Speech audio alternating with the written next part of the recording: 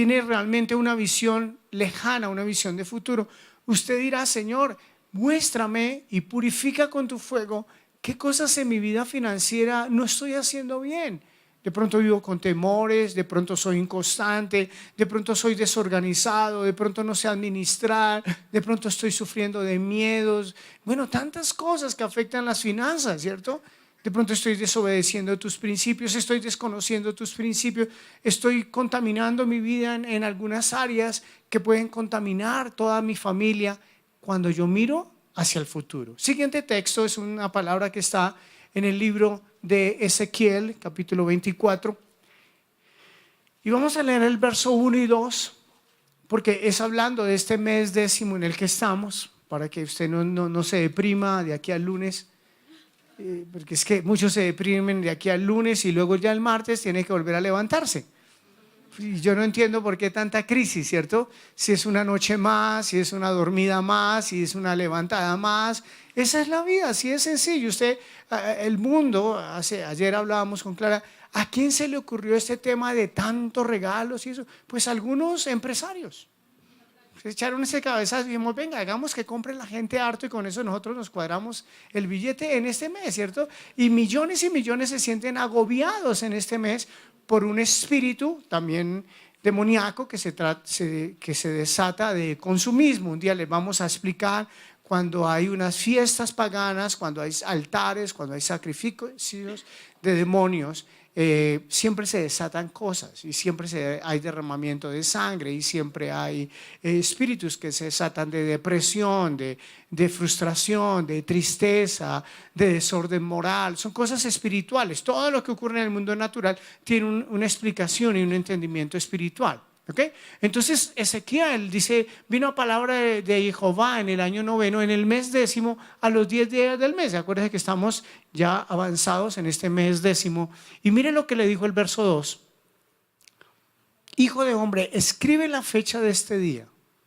El rey de Babilonia puso sitio a Jerusalén este mismo día. Si usted tuviese una Biblia de estudio, esa fecha le manda al libro de Jeremías, al libro de Crónicas, que es cuando en ese mismo día, en un mes 10, Nabucodonosor sitió Jerusalén.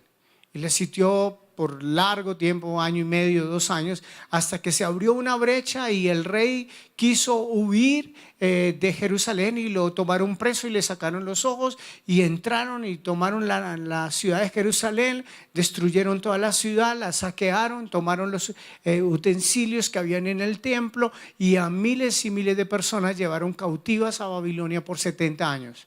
O sea que en estos tiempos también hay presiones del enemigo. Usted se puede imaginar, Dios no lo quiera, que sí tiene una ciudad y no entre comida y no salga alimento y no se produzca nada y la gente no pueda salir a trabajar. ¿Qué pasaría de las personas? Y Dios les había dicho por medio de todos los profetas, porque mírenme acá, me puse a estudiar esta palabra y esta palabra, fuego, está en la boca de casi todos los profetas de la Biblia. En casi todos los profetas de la Biblia, Dios le dijo a los profetas: por favor, díganle a mi pueblo que cambien. Díganle a mi pueblo que sean tiempos de reflexión, que sean tiempos de genuinos cambios, que sean tiempos de hábitos nuevos, que sean tiempos de cambiar actitudes incorrectas, porque si no vendrá fuego, porque el fuego es lo único que nos purifica. Por eso es que casi nadie llegamos a los pies del Señor cuando todo está bien. Entonces llegamos en dificultad, llegamos en pruebas, en necesidades, pero realmente Dios nos advirtió de muchas maneras. Nos mandó mensajeros, nos mostró con circunstancias, con espejos de otros, con experiencias de otros. De pronto nos alertó y nunca nos quisimos alertar. Y cuando ya está el problema y cuando ya estalló la bomba, entonces ya nuestra vida está sitiada por el enemigo. Ya hay cautividad, ya hay esclavitud, ya hay presiones, ya hay necesidad, ya hay hambre. El sitio de una ciudad trae todas esas cosas. El fruto del sitio que Dios envió a Jerusalén era el fruto de que el pueblo no estaba siendo obediente a su palabra, no estaba caminando en sus estatutos, y entonces vino un sitio, vino una prueba, vino una presión, y en eso a veces nos encontramos de esa manera. Mire lo que dice el verso 9 al 13 de ese mismo capítulo 24. No tengo tiempo de leer todo el resto, por eso escogí estos versos. Por tanto, así ha dicho Jehová el Señor: ay de las ciudades sangres, pues también haré yo gran hoguera, multiplicando la leña y encendiendo el fuego para consumir la carne y hacer la salsa, y los huesos serán quemados, asentando después la olla vacía sobre sus brasas para que se caldee y se queme su fondo y se funda en ella su suciedad y se consuma su herrumbre. Herrumbre es un óxido que se forma en el fondo de las ollas. En vano se cansó y no salió de ella su mancha, herrumbre. Solo en fuego será su herrumbre consumido. ¿Solo en qué? Solo en fuego. ¿Sí? Verso 13. Mire esto: en tu inmunda lujuria padecerás, porque te limpié y tú no te limpiaste de tu inmundicia. Nunca más te limpiarás hasta que yo sacie mi ira sobre ti. Es una palabra muy fuerte, una palabra de exhortación, pero está en la Biblia. Está también en estos tiempos porque acuérdense que la Biblia no solamente nos trae cosas bonitas, también nos trae exhortaciones, ¿cierto? Exhortaciones, de pronto, personas que Dios les ha estado insistiendo, mostrando, llamando la atención, y no hay cambios. Entonces Dios, si ustedes estudiasen este capítulo 24, o sea, yo cuando empecé años atrás oraba porque sentía que de pronto en mi vida podía haber una unción profética, ¿sí? Y un ministerio profético. Cuando empecé a ver la historia de todos los profetas, la verdad he dejado de animarme tanto por ese ministerio. Porque es que el ministerio profético es para valientes, ¿cierto? Y le he dicho, bueno, Señor, si tú lo tienes, amén, pero tampoco es que así que yo me muera de las ganas, pues, y que voy a estar insistiéndote y clamándote por un ministerio. En este capítulo, Dios le hace a Ezequiel dos instrucciones. Una, que les diga que vaya y ponga una olla a hervir. Y se ponga una olla a hervir, ponga la harta leña y échele huesos, y échele carne, y échele queso, y que se consuma todo, y luego ya que se queme la olla esta, que se arrumbe ese óxido que está ahí, salga. Y dice este texto luego que tenía que decirle al pueblo por qué no se había limpiado. Pero si usted continúa del verso 14, 15 en adelante, imagínate que le dice: tu esposa va a morir hoy. Y por favor, Ezequiel, te va a pedir un favor: no la llores. No te vas a quitar el turbante, no vas a comer comida de luto, no vas a derramar lágrimas, no te vas a encerrar, a hacer dolor por ella. Esta noche va a morir y mañana en la mañana tienes que salir como si nada. Yo decía, Dios. Dice ese profeta Ezequiel, si tú lo lees en tu casa: y tal como Dios me dijo, mi esposa murió, y a la mañana siguiente hice como Dios me dijo. ¿Cómo, Dios? ¿Cómo pueden haber hombres tan lindos y hermosos de Dios? Y era solamente para enseñarle al pueblo. Yo me imagino a Ezequiel: Señor, ¿y no habrá otra manera de enseñarle al pueblo que se arrepienta? Y dice, porque Ezequiel me es por señal a Israel. Y estoy en la vida de Isaías. A Isaías lo mandó a andar desnudo por las calles para que el pueblo entendiera que así iban a estar desnudos. Entonces imagina la esposa y los hijos de Isaías celoso. Y ahora mi papá le dio por salir desnudo, que porque Dios anoche le dijo que saliera desnudo. ¿No? Tremendo, es ser una señal para otros en momentos difíciles. Dios quiere limpiar al pueblo. Por eso Él es un fuego. Por eso cuando Elías se presenta delante de los falsos profetas, le dice: listo, vamos a hacer un ejercicio. Ustedes invoquen sus dioses y yo luego invoco a mi Dios. Y ellos ahí danzaban y tocaban panderetas y cantaban cánticos. Y Elías le decía: eso, más fuerte, más fuerte. De pronto es que están distraídos, están ocupados sus dioses. Hágale. Y cuando le toca el turno a él, dice: pongan leña y échenle agua, y clama al Dios del fuego y desciende y consume todo. Porque Dios es el mismo ayer, hoy y por los siglos. Entonces, Él siempre que nos toma, y esto yo no lo digo para que nos atormentemos, ni entremos en pánico, sino para que entendamos cómo es que Dios funciona. Porque a veces nos ofuscamos, ¿cierto? Hay en nosotros, en todos los seres humanos, un espíritu de rebelión. Es un espíritu de ir en contra. ¿Usted ha visto a las personas cómo reaccionan a veces hasta ante ciertos textos bíblicos? Hay personas como juzgan la palabra de Dios. Hay personas que juzgan el pueblo de Dios, juzgan nuestras decisiones, juzgan nuestras convicciones. Nos llaman religiosos, nos llaman fanáticos, nos llaman locos evangélicos, ahora que les dio por hacer y ahora en que se metieron, porque hay cosas que molestan, todo, y no se sienta mal, todos somos así. Por eso cuando hay procesos de Dios, usted se entristece, pero en el fondo tiene chispa. Usted dice, no, Dios, pero ¿cómo así? Dios? Yo no entiendo, no quiero. ¿Sí? Es que me parece ya injusto. ¿Sí? Me parece que ya es el colmo, que la prueba ya está, pero siempre Dios tiene un plan, siempre Dios tiene un propósito. Amén. Miren lo que dice el libro de Zacarías. ¿Estamos entendiendo? La apertura, el contexto, quería que supiéramos cómo empezar. Dice Zacarías capítulo 2, es 2, no es capítulo 1, sino 2. Capítulo 2, verso 1 de Zacarías. Dice el capítulo 2: alcé después mis ojos y miré, y he aquí un varón que tenía en su mano un cordel de medir, y le dije, ¿a dónde vas? Y él me respondió, a medir a Jerusalén, para ver cuánta es su anchura y cuánta su longitud. Y aquí salía aquel ángel que hablaba conmigo, y otro ángel le salió al encuentro y le dijo, corre, habla a este joven diciendo, escuchen, sin muros será habitada Jerusalén, a causa de la multitud de hombres y de ganado en medio de ella. Yo seré para ella, dice Jehová, muro de fuego en derredor, y para gloria estaré en medio de ella. ¿Entendieron ese texto tan hermoso? Entonces, ¿qué es lo que Dios dice? Siguiente. Creo que hicieron ahí la presentación, ¿sí? El Señor es un muro alrededor nuestro. Usted se imagina usted yendo por la calle y que haya un muro de fuego alrededor suyo. Usted puede hasta hablar por WhatsApp,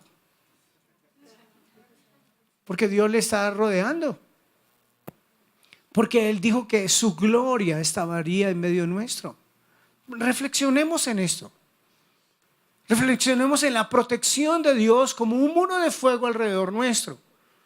Usted puede imaginar su casa, que usted se levante por las mañanas y usted corra las cortinas de su habitación y usted vea que hay un muro de fuego alrededor de su casa. ¿Ah? ¿Puede imaginarse eso? Que usted llegue al Transmilenio y usted está así uno con otro, pero usted siente que alrededor suyo hay un muro de fuego. Sí, a veces no somos así, mírenme acá. ¿Sabe que a veces nos parece tan común esa protección de Dios?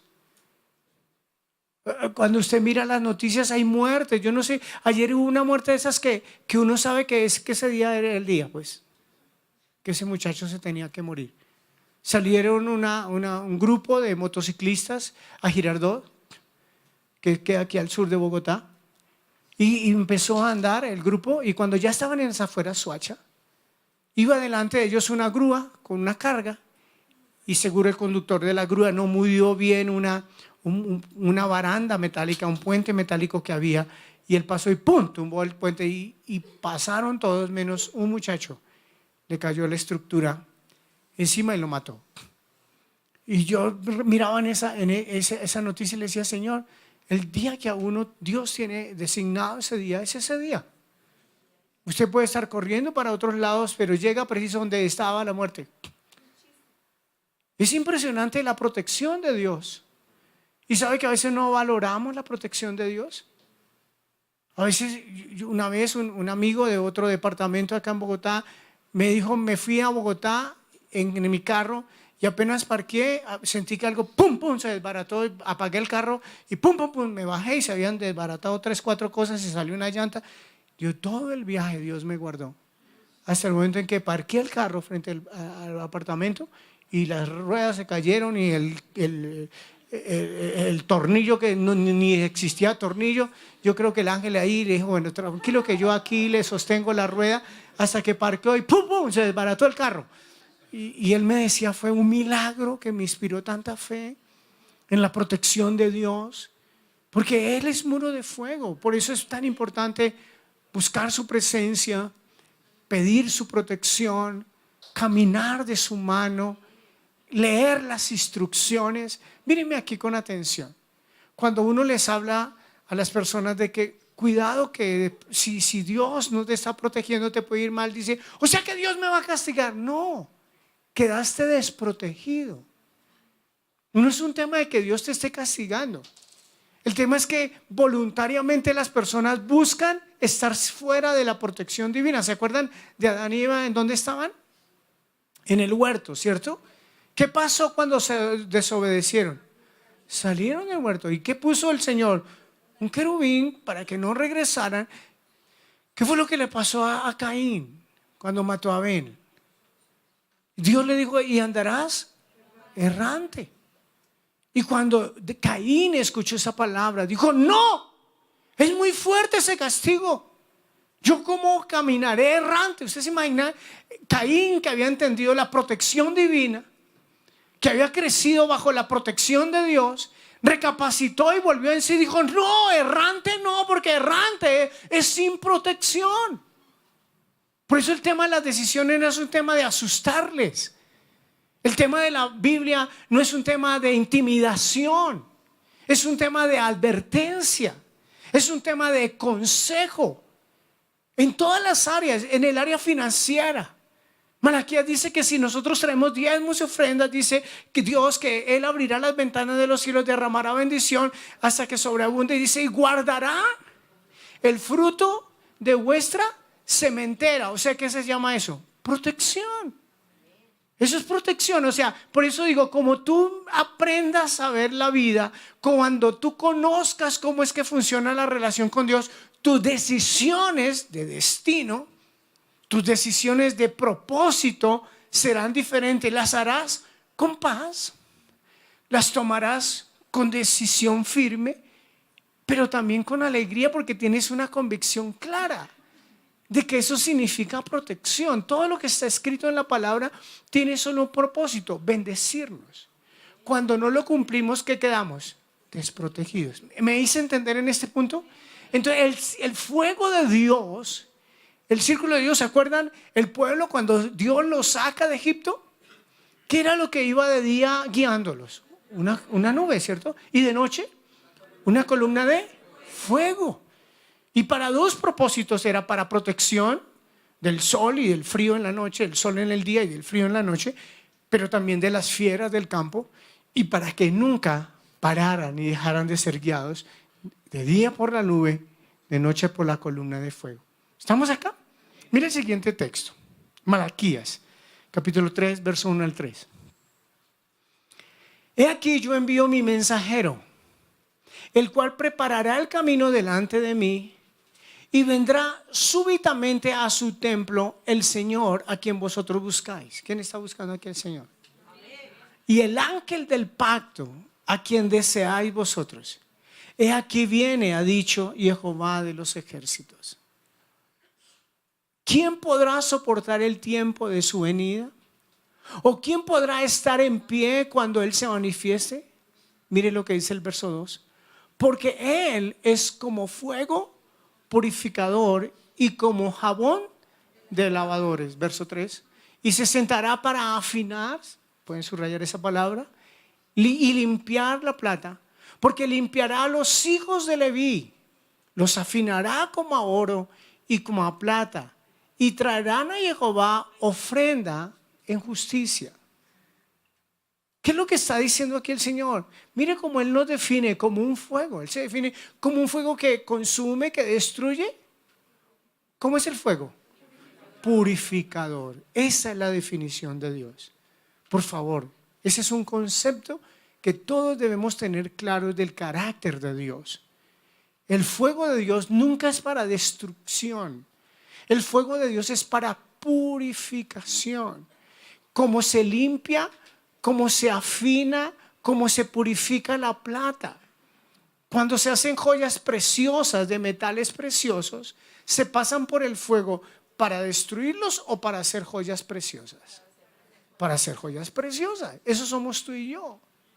Joyas en las manos de Dios, y por eso tienen que haber procesos de limpieza, procesos de ser afinados, procesos para ser refinados. Eso sí que nos sirve para que en este tiempo no entremos en decepciones, tampoco en depresiones y frustraciones. La mayor guerra espiritual en este tiempo es entender. Cuando los expertos estrategas en la guerra planean unas batallas, lo primero que hacen es conocer las estrategias del enemigo para poderlas contrarrestar y para poderlos atacar. Por eso el pueblo de Dios no puede estar con un desconocimiento de cómo opera el enemigo. Por eso los hijos de Isaacar eran entendidos en los tiempos. Por eso el pueblo de Dios, tú y yo, hijos de Dios, tenemos que entender estos tiempos. ¿Qué funciona en estos tiempos? ¿Cómo opera el enemigo en estos tiempos? ¿Qué nos está pasando con la sociedad en estos tiempos? Lo que Clara estaba diciendo, cómo se está formando la juventud, la niñez de estos tiempos, que en el futuro van a casarse, por favor. ¿Con qué principios? Hay personas, jovencitos, niñas, que cuando llegan a un lugar pasan por encima de adultos, nunca saludan, nunca dicen permiso, nunca dicen por favor a las personas que ayudan en sus casas y las contratan para ayudarles, los maltratan, los humillan. Niños de 7, 8, 10 años ya maltratan. ¿Por qué? Porque no se tiene un concepto de cómo debe ser una sociedad diferente. Tiene que ser pasada por el fuego.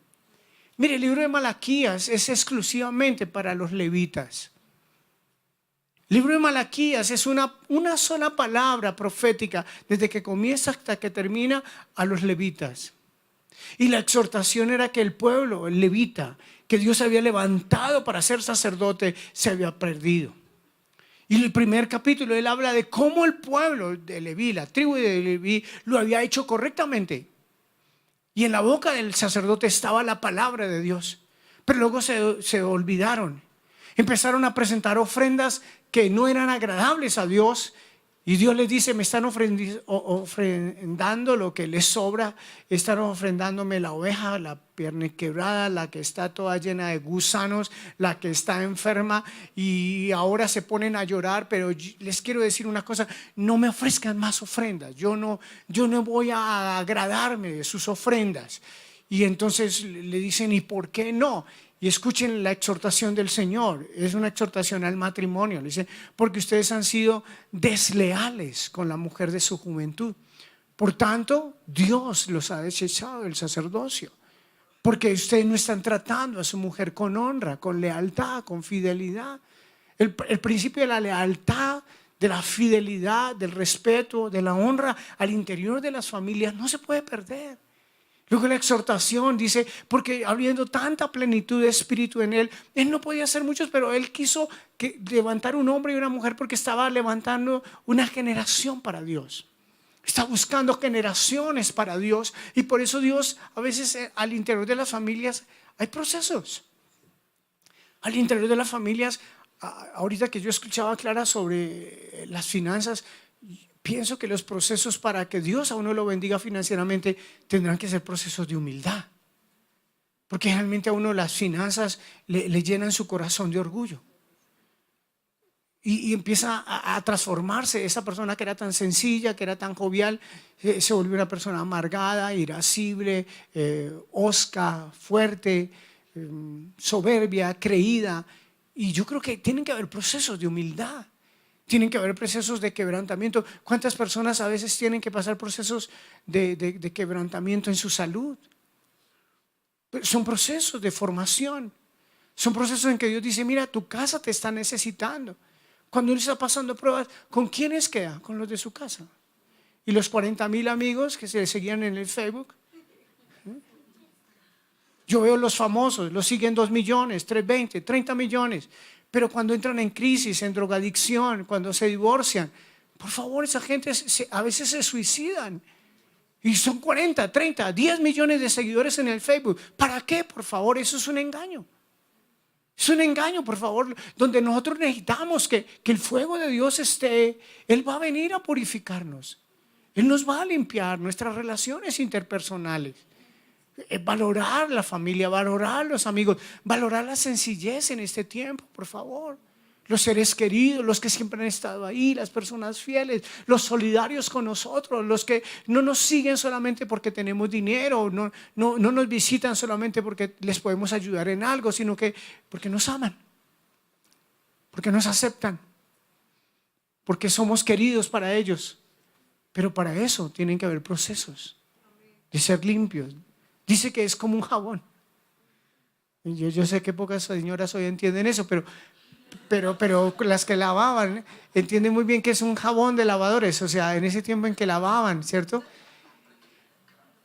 Limpieza al interior de nuestras casas. Mire lo que dice el libro de Mateo sobre este tema. Este es un tema muy lindo, porque empieza un ministerio, empieza el tiempo del ministerio del Señor Jesús. Pero antes, ¿se acuerda que Malaquías habla de que alguien va a abrir un camino, ¿cierto? Y el que Dios escoge es a Juan, ¿sí? A Juan, el hijo de Elizabeth y de Zacarías. Y entonces, miren el discurso, está en los primeros 10, 11 versos del capítulo 3 de Mateo. Esto es Mateo capítulo 3. ¿Estamos todos ahí? Ojalá puedan tomar nota, ojalá subrayen sus Biblias. En aquellos días vino Juan el Bautista predicando. ¿Qué era lo que él hacía? Predicar. ¿En dónde predicaba? En el desierto de Judá. Y diciendo, primera palabra, arrepentíos, porque el reino de los cielos se ha acercado. ¿Por qué es que nos debemos arrepentir? Porque el reino de los cielos se ha acercado. Pues este es de quien habló el profeta Isaías cuando dijo, voz del que clama en el desierto, preparad el camino del Señor, enderezad sus sendas. Y Juan estaba vestido de pelo de camello, tenía un cinto de cuero alrededor de sus lomos, y su comida eran langostas y miel silvestre. Y salía a él Jerusalén y toda Judea y toda la provincia de alrededor del Jordán, y eran bautizados por él en el Jordán. ¿Qué hacían después de ser bautizados o para ser confesados? Confesando sus pecados. Al ver que muchos de los fariseos y de los saduceos venían a su bautismo, les decía, generación de víboras, ¿quién os enseñó a huir de la ira venidera? Haced pues frutos dignos de arrepentimiento. Subraye eso. ¿Qué es lo que espera Dios? Frutos dignos de arrepentimiento. Ese es un principio que ahorita voy a explicar. Y no penséis decir dentro de vosotros mismos, Abraham tenemos por padre, porque yo digo que Dios puede levantar hijos a Abraham aún de estas piedras. Y ya también el hacha está puesta a la raíz de los árboles. Por tanto, todo árbol que no da buen fruto es cortado y echado en el fuego. Yo, a la verdad, os bautizo en agua para arrepentimiento, pero el que viene tras de mí, cuyo calzado yo no soy digno de llevar, es más poderoso que yo. Él os bautizará en Espíritu Santo y fuego. ¿Estamos entendiendo? Entonces miren algunas palabras que yo quiero resaltar de este mensaje profético de Juan. Este mensaje profético de Juan tiene varias palabras. La primera es arrepentimiento.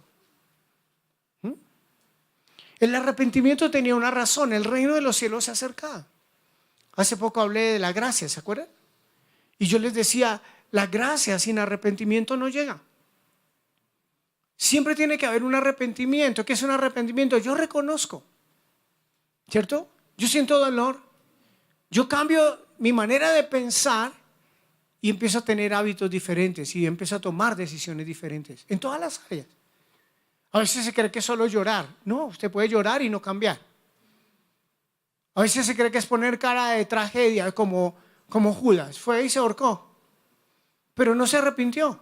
Él tuvo un remordimiento por haber hecho lo malo, pero cambió. No. Entonces lo primero que Juan el profeta está diciendo es, tiene que haber un arrepentimiento porque llega al reino de los cielos. O sea, es la puerta para entrada al reino de los cielos. El arrepentimiento es solamente reconoce. Por eso hablé hace poco de qué bueno que nuestras familias nos dijeran cuáles son las palabras que usamos. Y cuando te digan, no digan, tampoco, ustedes que no. Entonces, ¿para qué pregunta? Así somos en la familia, ¿no les ha pasado? La familia dice, sí, que tú dices eso, que no digo eso, ¿cuándo dije eso? ¿Cuándo? A ver, ¿cuándo? Entonces, ¿para qué pregunta, cierto? No, eso es arrepentimiento. Arrepentimiento es reconozca. ¿Le queda algún problema en reconocer? Venga, usted de pronto tiene un carácter muy irascible. ¿Qué irascible? ¿Qué dijo aquí? Bueno, ahí está reaccionando, ¿cierto? La familia, los hijos, a uno le ayudan mucho, ¿cierto? Y como uno es papá, dice, ¿qué? ¿Te caes? Entonces, bueno, pues entonces, ¿para qué me preguntó? Pues usted es mi papá, me regaña, me manda a callar y hasta ahí vamos, ¿cierto? Entonces, ¿cuándo van a haber cambios? Nunca. Siempre que las personas nos piden consejería, yo siempre digo, claro, con mucho gusto, pero recuerden que este proceso que ustedes empiezan necesita un acompañamiento. Porque en el acompañamiento te vamos a poder decir, mira, esta actitud, esta costumbre, este hábito, esa manera, cámbiala. ¿Cuándo tú tendrás victoria? Cuando reconozcas. Y tú digas, ok, entonces, si yo reconozco, ¿cuál es el siguiente paso después de reconocer? Manos a la obra. Porque un hábito no lo cambia uno por estornudar y llorar un ratico. Un hábito es de las cosas más difíciles de erradicar. Más si es un hábito que usted ve que está haciendo la copia de su mamá y la copia de su papá. Y la copia de su abuelita y la copia de su abuelito. Entonces son hábitos generacionales, son hábitos que tienen 80, 100, 200, 300 años de tradición, por favor. ¿Usted cree que en 6 meses va a cambiar su vida? No, usted va en un proceso lindo, con fe. Por eso le digo, mirando un destino. Por eso empecé con la palabra de Daniel. Mirando cómo va a ser el final. Pero lo primero es reconocer. Y generalmente los pecados no son solamente prostitución y adulterio y violación de niños, no. Hay muchas áreas que no son esas dimensiones, pero que son pecado, que necesitan cambio, que necesitan determinación. ¿En qué? En el arrepentimiento. La segunda dijo, se tienen que bautizar. El bautismo significa sepultamiento. Por eso el bautismo no es una aspersión ahí de agüita así, con una perilla así, chin, chin, chin. Tiene que haber un sepultamiento bajo las aguas y cuando salgas de las aguas, proféticamente tu viejo hombre quedó allá debajo. Eso es bautismo, que en hebreo la palabra es misvah. Hacer misvah es eso, sumergir. ¿Qué cosas de tu vida pasada tienen que quedar? ¿Se acuerda cuando el pueblo sale de Egipto y Dios los tiene que pasar a los 3 millones de personas que calculan? Salieron 600,000 hombres con sus mujeres y sus niños salieron y tuvieron que pasar ¿por dónde? Por el mar. Quedaron ahí. Era o pasar a una nueva vida, su vida de esclavos. ¿Quién quedó ahí sepultado físicamente? Faraón y sus ejércitos. ¿Por qué? ¿Por qué Faraón? Miren esto. Cuando Moisés dijo, listo, la sacamos del estadio, salimos de allí, ya, Dios, el Faraón nos dio la libertad. Dios le dijo, no, voy a endurecer el corazón de Faraón, te va a perseguir otra vez, pero si ya llevo meses aquí con este man detrás, Dios iba a seguir. Y Dios tenía un plan, dice, porque mi nombre será glorificado. Y era que Faraón tenía que entrar al mar y morir en el mar. Porque resulta que Faraón tenía un derecho legal sobre ellos para ser el amo de ellos y que ellos fueran sus esclavos. Faraón tenía que morir. Por eso cuando tú y yo pecamos le damos un derecho al enemigo que es Faraón. Y por eso Jesús murió. Porque sin muerte y sin derramamiento de sangre no puede haber un perdón de pecado. Estamos entendiendo, todo en la Biblia tiene una razón. Entonces la gente dice, bueno, ¿y eso del agua y eso para qué? Eso es una explicación profética. Eran en los ríos, no ahí como hacemos a veces en unas piletas ahí, venga, lléneme el jacuzzi ahí, bautíceme. Era algo público. ¿Por qué era algo público? Porque era algo público que yo estaba dejando mi vida pasada atrás. Era algo público porque cada rabino bautizaba. Y era algo público que todos se bautizaban en Jesús para seguir a Jesús. Entonces eso tiene que ver con cambios en nuestras vidas. Eso es purificación, eso es limpieza. ¿Qué cosas quiere Dios que usted deje atrás?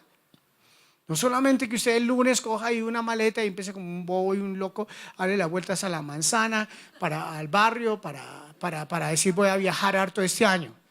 ¿Sí? y van a comprar las uvas que valen 1.000, las venden a 50.000 y todos van y compran uvas. No, no, no, por favor. Espero que muera esa bobada. Ustedes son gente inteligente. ¿Ok? ¿Estamos acá? ¿Estoy hablando de gente inteligente?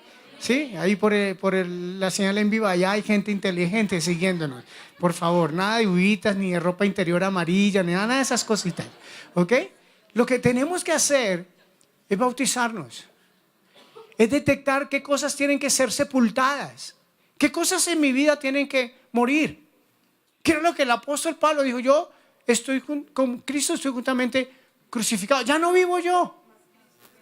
Ahora es Jesús el que vive en mí. Él tuvo que, y a diario muero. El bautismo es preguntarme, hay hábitos, hay cosas, hay reacciones, hay parte de mi carácter, hay desobediencia. ¿Qué cosas tienen que morir en mí? Que eso quede sepultado realmente. No que cada vez que tenga un conflicto, ¿por qué los matrimonios no triunfan? Porque cada vez que tienen un conflicto resucitan el viejo hombre y la vieja mujer y se sacan trapos de hace 20 años. Y entonces nos morimos. Nos sepultamos, no salimos adelante. Pero luego de la palabra bautismo viene la palabra confesión de pecados. Casi nadie quiere hacer eso. La mayoría de los conflictos que no se solucionan en una familia es porque no había dicho, ¿sabes qué, mi amor? Perdóname. Yo pequé. Yo hice esto, esto y esto. Eso es muy difícil, pero hay que hacerlo. Porque la Biblia dice que el que confiesa sus pecados y se aparta alcanzará misericordia. ¿Qué es lo que más aprendemos a pedir? Misericordia. Y el Señor dijo, claro, ese es el tercer paso. El 1, ¿y cuál es el 2? Confiese. ¿Cuántos padres nos hemos equivocado con nuestros hijos? Los castigamos injustamente, les dimos mal ejemplo, hemos sido violentos con ellos, les heredamos maldición. Yo quiero conocer cuántos papás y mamás se han sentado con sus niños a decirles, papito, mamita, venga, les pido perdón por esto, esto y esto. Pero es que tiene un añito, eso no entiende. Sí, pero en el reino espiritual sí entiende. Fue lo primero que Dios, Sergio Andrés tenía 2 años cuando Dios me dijo, ve y arrodíllate delante de tu hijo y pídele perdón.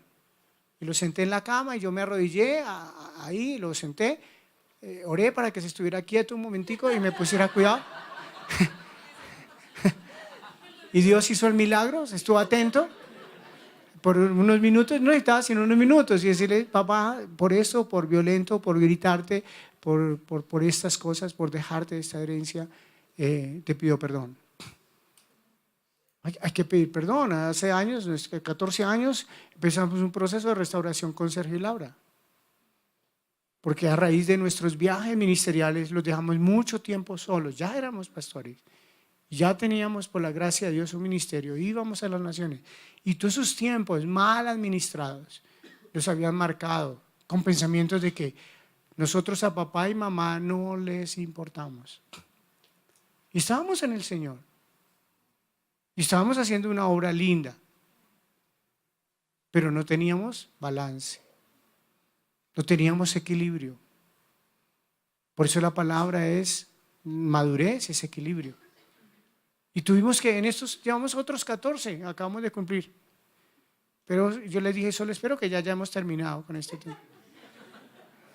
Hace poco le dije en diciembre a mis hijos, les dije, ya llevamos 14 años restituyendo, espero que ya estemos a paz. ¿Sí? 14 mal, ahora 14 bien. ¿Sí? Pero hay que pedir perdón. A veces maltratamos, a veces decimos cosas que no son, fuera de tiempo. Cuando pecamos, lo primero que hacemos es abrir un portal para que el enemigo venga y arrase nuestras familias. Por eso el hecho de tapar, cuando personas dicen, no, pero que nadie se entere. No, que se enteren. No es que el cielo sabe y el infierno también sabe. Ellos ya saben. Por eso Dios dice en el libro de Deuteronomio, pon al cielo y la tierra por testigos. Le dice Dios a Moisés. Siempre hay testigos. Por eso la confesión es la que derriba los argumentos del enemigo. Cuando el acusador viene a acusar, ya no se encuentra a cuentas con Dios. Entre más tú tapes, más ventajas tendrá el enemigo para hacerte daño. Reconoce, te arrepientes, confiesas tus pecados, te sepultas. Pero la siguiente palabra es que tiene que haber un fruto de arrepentimiento. ¿Y cómo es lo que les he enseñado con la palabra fruto? Es sinónimo de tiempo. Siempre que usted piense en la palabra fruto, piense en el tiempo. Tiempo, los frutos de arrepentimiento se ven en el tiempo. ¿Pero acaso no me perdonó? Claro que sí te perdoné, solo espero que restituyas en los siguientes 10 años, ¿ok? Sí, es que en serio. Nos volvemos tan inmediatistas, ¿cierto? Tan cortoplacistas. Pecamos por 30 años, pero queremos que la vida se nos arregle en los siguientes 6 meses. Y le hacemos chiripiorcas a Dios. Dios, no es que me perdonaste. Yo fui a ese campamento allá y confesé los pecados de mi tatarabuelo para acá y ya pasaron 3 meses y nada que cambia la vida. Por favor, frutos dignos de arrepentimiento.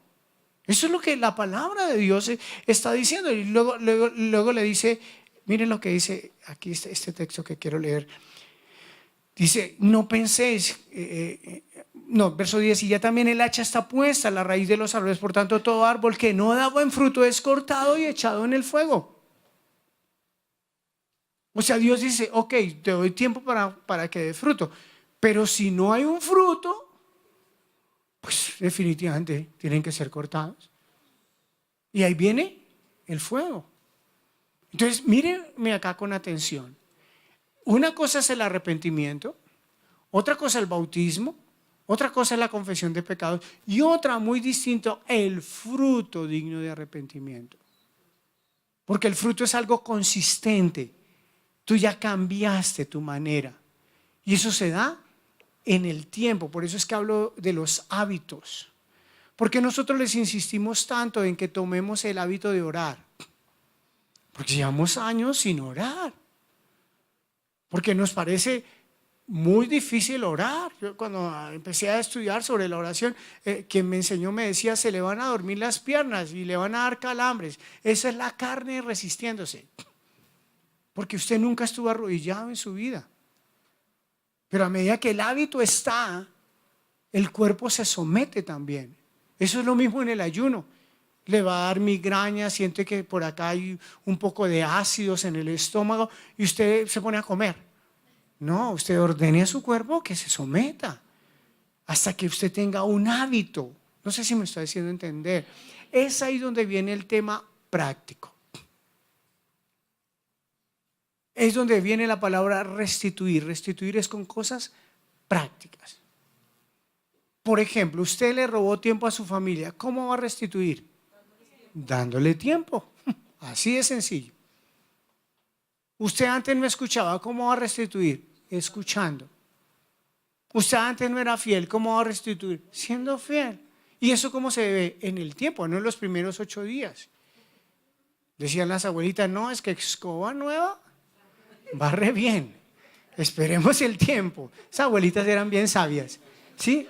Esperemos que la escoba ya no barra tan bien. ¿Se acuerdan las empleados? ¿No? Eso al principio los más puntuales empiezan a decirle, no, que es que el trancón no, que es que anoche no, que es que y bueno, y el que llegaba puntual y no hay un fruto consistente. Pero también hay 2 palabras más. El mismo Jesús nos bautizará con Espíritu Santo y fuego. Viene el bautismo del Señor. Hechos de los Apóstoles, capítulo 1, verso 1 al 8. ¿Le está hablando Dios? Amén. ¿Sí? ¿Estamos hablando? ¿Estamos entendiendo? Cuando entendemos, es muy lindo caminar con Dios, porque no lo hacemos por obligación. Tampoco lo hacemos por imitación. ¿Se acuerdan de Ananías y Zafira por qué pecaron? Porque todos vendían sus casas que les sobraban y las ponían a los pies de los apóstoles. Y dijeron, ay, tan bonito eso. Y cuando se fueron, entonces, no, pero esto es mucho. Digamos que no la vendimos en todo eso. Y los 2 murieron por mentir y engañar al Señor. Estaban haciendo algo por imitación, no algo del Espíritu, por convicción, que nazca de adentro. Entonces, cuando leemos la palabra, viene la convicción. ¿Estamos acá? Entendimiento. Mire, y entonces Lucas Empieza el libro de los Hechos, primeros 8 versos, dice: en el primer tratado, oh Teófilo, hablé acerca de todas las cosas que Jesús comenzó a hacer y a enseñar. En estas dos palabras está el ministerio del Señor Jesús, ¿ok? Si usted quiere ver resumido el ministerio del Señor Jesús, es que Él hacía y enseñaba y hacía y enseñaba. ¿Estamos acá?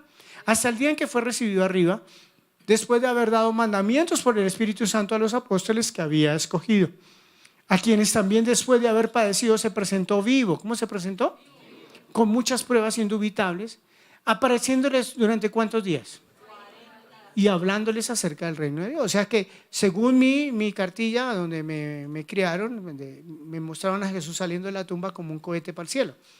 Y cuando empecé a leer la Biblia dije: venga, no, el Señor estuvo 40 días con sus apóstoles. Y 10 días después vino el derramamiento del Espíritu Santo para que se cumpliese la fiesta de las semanas. 50, de ahí nació la palabra Pentecostés. 50 días después, que desde el monte Sinaí se celebraba cada año, por miles de años se celebró, hasta que el día de Pentecostés se volvió a celebrar. Entonces él tenía que, como primicia, ir delante del Padre. Estando juntos les mandó que no se fuesen de Jerusalén, sino que esperasen la promesa del Padre, la cual les dijo: oísteis de mí.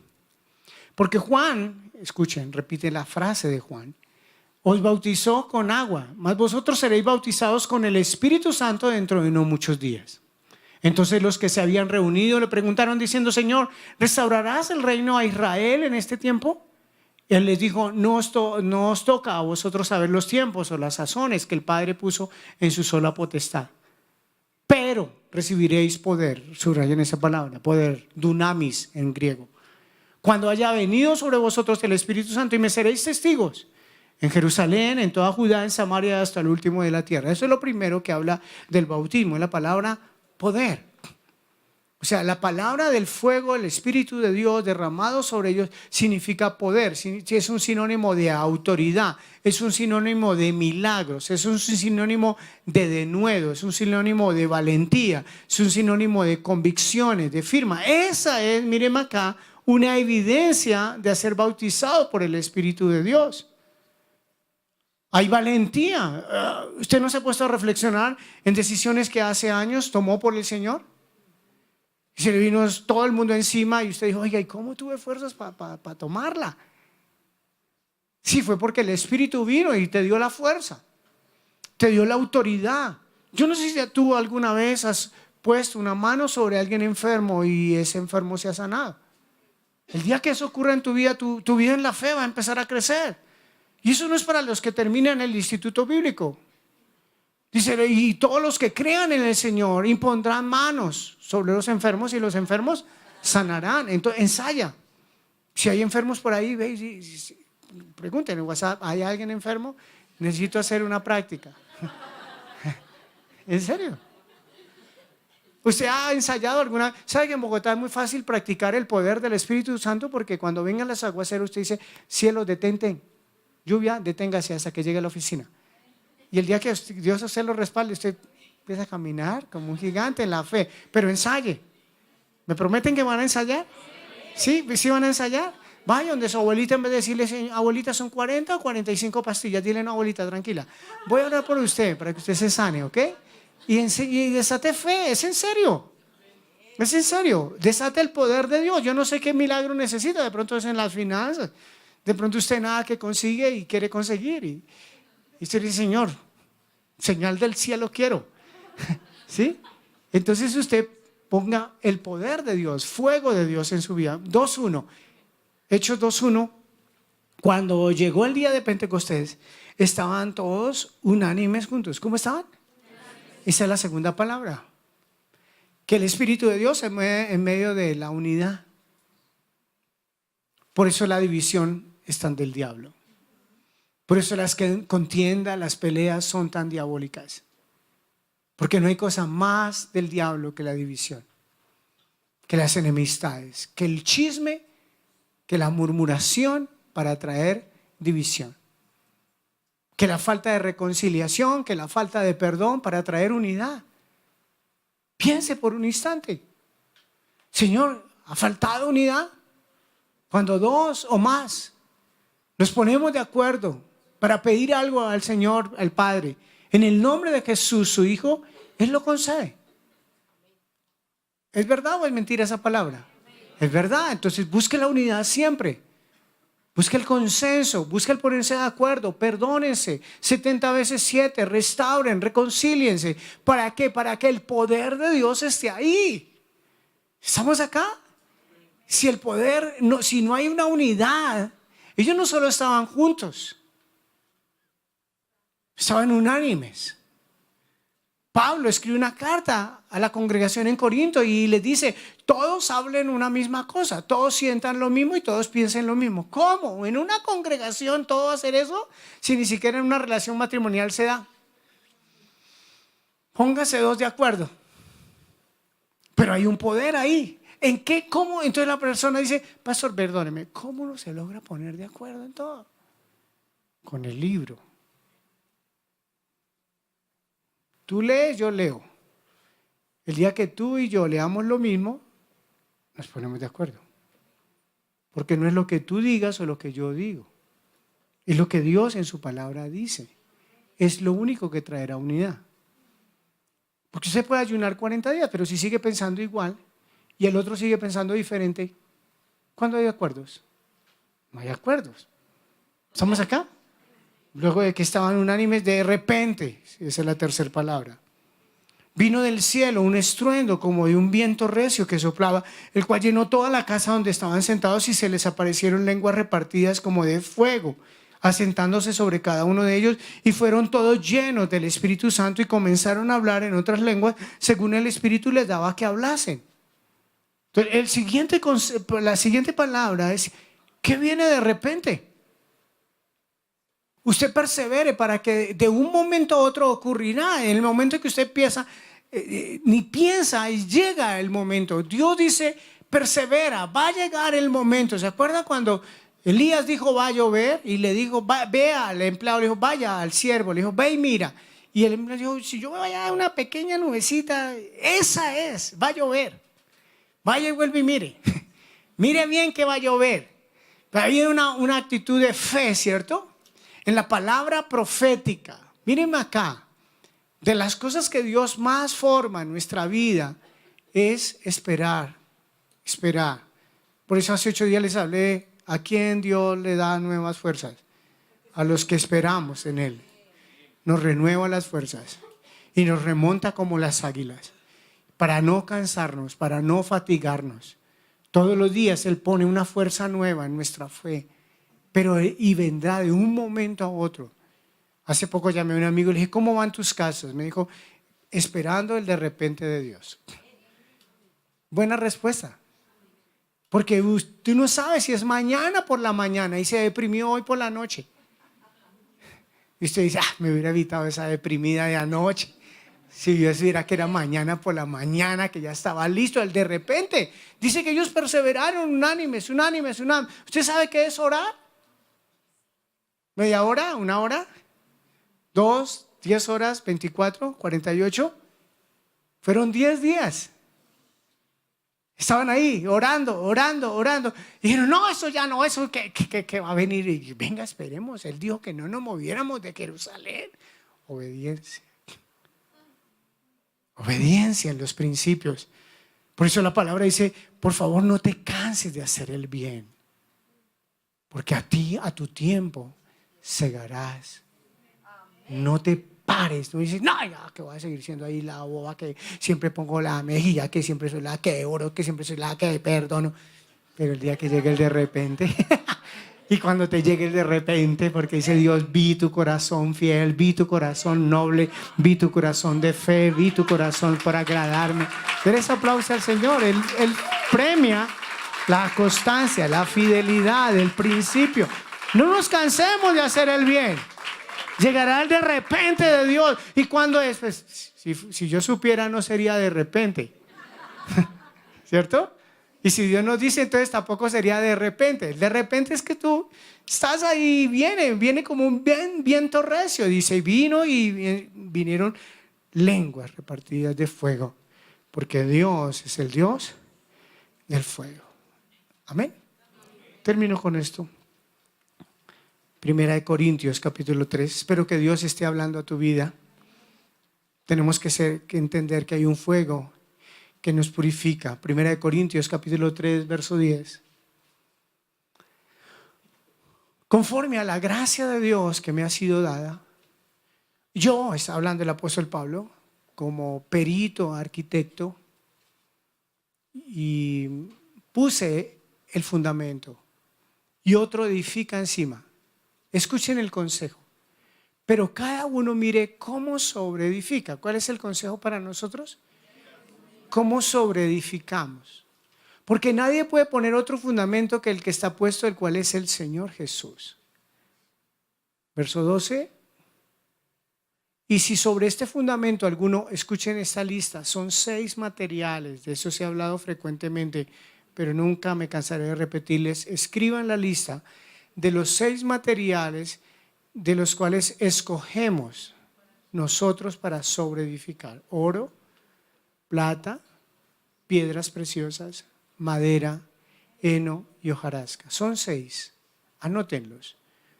Usted y yo elegimos cómo sobreedificamos nuestra vida en el Señor: oro, plata, piedras preciosas, madera, heno y hojarasca. Esos son los 6 materiales. Verso siguiente. La obra de cada uno se hará manifiesta, porque el día la declarará, pues por el fuego, ¿qué pasará? Será revelada. Y la obra de cada uno, cual sea, el fuego la probará. Si permaneciere la obra de alguno que sobreedificó, recibirá recompensa. Si la obra de alguno se quemare, él sufrirá pérdida. Si bien él mismo será salvo, aunque sí como por fuego. Otra vez, palabras. ¿Cómo sobreedificar? Es la primera palabra. O sea, la primera palabra que tiene que quedar es que debemos saber cómo sobreedificar nuestras vidas.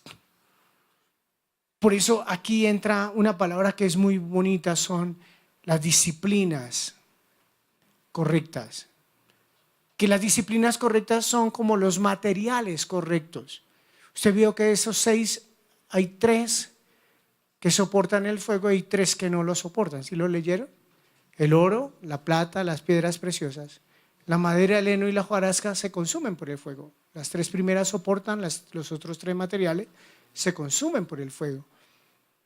Cuando tú tomas decisiones de tomar disciplinas espirituales, ¿por qué nosotros insistimos tanto en que además de que tú vengas el sábado, te capacites en la academia los miércoles? Porque es la manera de sobreedificar. Es la manera de ir un poco más allá. Empiezas a memorizar versos bíblicos. Empiezas a dar lecciones parciales, exámenes. Empiezas a entregar trabajos. Luego pasamos, hoy en día tenemos un grupo de más de 30 personas en la universidad. Los trabajos son muy diferentes. Estudiamos libro por libro. Entonces tú estás sobreedificando en la fe, porque la fe viene por el oír, y el oír ¿de qué? De la palabra. Entonces tú tienes que tener ¿qué tantas disciplinas? Si tú vienes cada mes o cada semestre a ver cómo está Global y cómo siguen, pues va a ser muy difícil que estés sobreedificando de la manera correcta. Cuando tú tomas decisiones firmes, radicales, de pronto que tu familia hoy no va a entender o tus amigos no van a entender, tú estás tomando una decisión para sobreedificar en el Señor. ¿Me estoy haciendo entender? Es muy importante saber sobreedificar. Si alguien te aconseja de un día de ayuno, ensaya cómo es ayunar. Pide que te acompañen. De pronto tú, si eres nuevo, nueva, nunca lo has hecho, ve a la persona que te invitó o al líder que tienes y le dice, ¿cómo es eso de los ayunos? Y el líder te va a acompañar en un ayuno. Así sea un mediodía que empieces ayunando. Pero arranca con disciplina, porque tú lo que quieres es sobreedificar. ¿Por qué? Porque toda obra, dice, será probada por el fuego. Tú piensas, acuérdate cómo iniciamos con el final, ¿cierto? ¿Cómo ser uno de los millones que vamos a estar allá con el Señor? En su trono de fuego. Pues tomando decisiones, sobreedificando con materiales correctos. Es que me hirieron, es que me defraudaron, sí, pero ¿No sería escoger un metal precioso? ¿El perdón?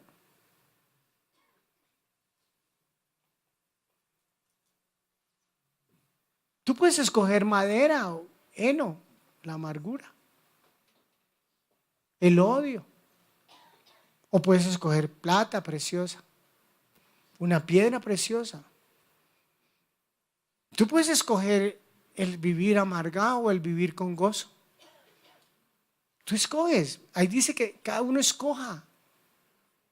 Cada uno decida cómo sobreedifica. Son decisiones. No ores, Señor, sobreedifícame con oro. No. El Señor te dice, ok, vas a escoger el oro. Por ejemplo, ¿por qué la fe es tan probada? Porque es más preciosa que el oro, dice la Biblia. Por eso de las cosas que van a ser más probadas en nuestro caminar con el Señor es la fe. Porque Pablo la definió perfectamente, es más preciosa que el oro. Si quieres ser una persona que va a sobreedificar en Dios, escoge la fe. Por eso Pablo le escribió a Timoteo al final de sus días, dijo, he peleado la buena batalla de la fe. Es una batalla entre dudar y creer. Por eso dice que Abraham creía en esperanza y contra esperanza.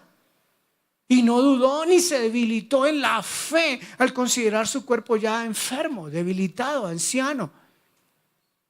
Son decisiones. ¿Qué tal si como familia en este tiempo se reúne y dice, escojamos la armonía?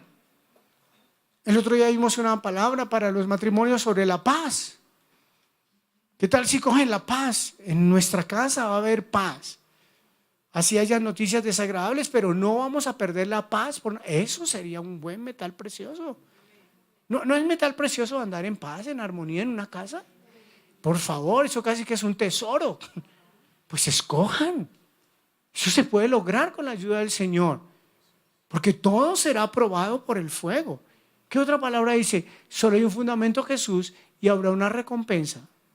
Y me faltó anotar otra palabra. Habrá pérdida también. Pérdida. Porque dice ahí que si la obra no resiste la prueba del fuego, habrá pérdida. ¿Cuántas personas dolorosamente han sufrido pérdidas por no escoger los materiales correctos que resistan el fuego? Porque no sabemos que Dios es el Dios del fuego. Si usted toma unas decisiones de tibieza, de mediocridad, de falta de decisiones firmes, eso es madera, heno y hojarasca. Jesús lo expresó, ancha es la puerta que lleva a la perdición. Por ahí todo el mundo va. ¿Para dónde va Vicente? Pues para dónde va toda la gente. Por ahí caben todos. Las tradiciones, las costumbres, el agradar al mundo, los pecados sexuales, los vicios. Todo eso por ahí todo el mundo entra. Jesús nos dio una regla para examinar, nos dijo, cuídense cuando y alértense cuando ustedes vean que todo el mundo está feliz con ustedes y usted está agradando a todo el mundo. Entonces, pilas, vas con todo el mundo. Pero bienaventurados seréis cuando os vituperen por causa de mi nombre. De mi decisión.